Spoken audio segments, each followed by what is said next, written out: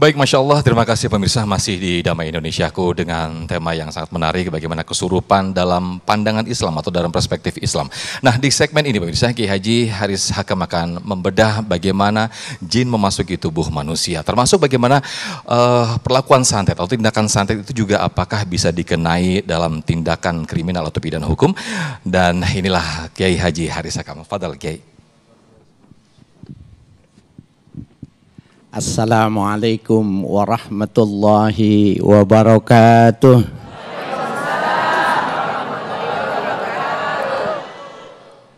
Bismillah walhamdulillah. Wassalatu wassalamu ala rasulillah Sayyidina Muhammad ibn Abdullah wa alihi wa sahbihi wa mawala. La hawla wa la quwata illa billah, amma ba'du. Para alim ulama, para asatiz yang kami hormati, salam takzim untuk yang mulia Syekh Ahmad Misri, Ustadz siapa Bu? Ustadz Tile, Ustadz Sofyan, para alim ulama, bapak-bapak, ibu-ibu sekalian yang berbahagia. Ini kalau ular keket Bu, jadi nular gitu, saya ke bawah-bawah jadi.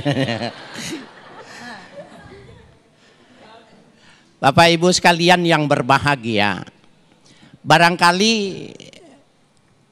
kalau bapak-bapak ibu-ibu lihat postingan saya itu sebelum ini, temanya ini tentang kebohongan. Cuma ada peristiwa besar, ada yang menarik, bahkan semua orang terbelalak dengan kasus Vina di Cirebon. Temanya dirubah. Temanya sekarang tentang apa Bu? Kata Ustadz Tile apa? Serem.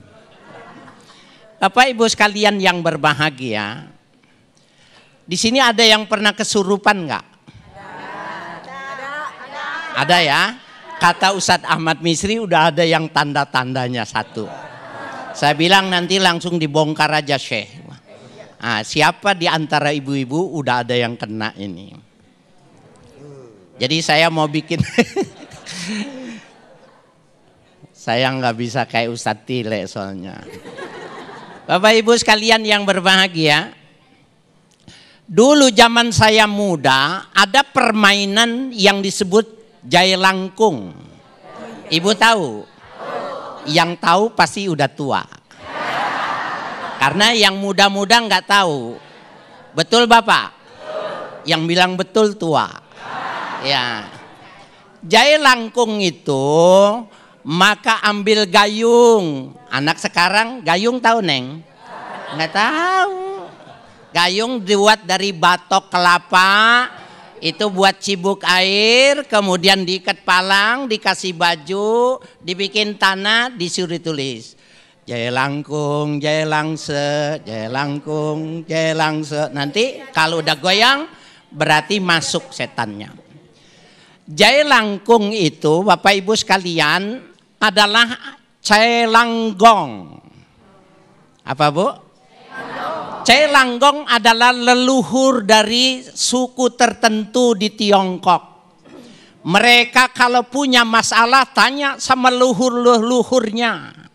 Maka ketika luhurnya tanya, oh yang mengerjakan dia mati ini, yang bikin dia bangkrut ini, yang menghancurkan ini. Oleh si celanggong. Oleh Islam yang semacam ini tidak diterima. Bahkan Bapak Ibu sekalian, hukum kita yuridis formal di Indonesia, baik yang dari Belanda sampai dengan KUHP pidana, belum memasukkan bagaimana hukum orang yang terkena santet. Nggak bisa. Kenapa? Karena pembuktiannya secara mistis, nggak bisa dibuktikan. Nah, oleh karena itu Bapak Ibu sekalian, orang yang kesurupan itu tidak boleh didengar pendapatnya, apalagi menyatakan tentang siapa yang membunuh, siapa yang melakukan ini dan itu. Kita protes lewat ya KPI agar supaya film-film yang semacam ini berantas, tidak boleh tayang di Indonesia. Apalagi setelah dipertemukan dengan keluarga, mohon maaf, ada salah satu investigasi di TV swasta, orang ini cuma berkreasi, ada orang yang namanya Linda. Siapa Bu? Orang yang namanya Linda ini dikatakan kesurupan. Maka ini dijadikan media untuk bertanya terhadap masalah itu.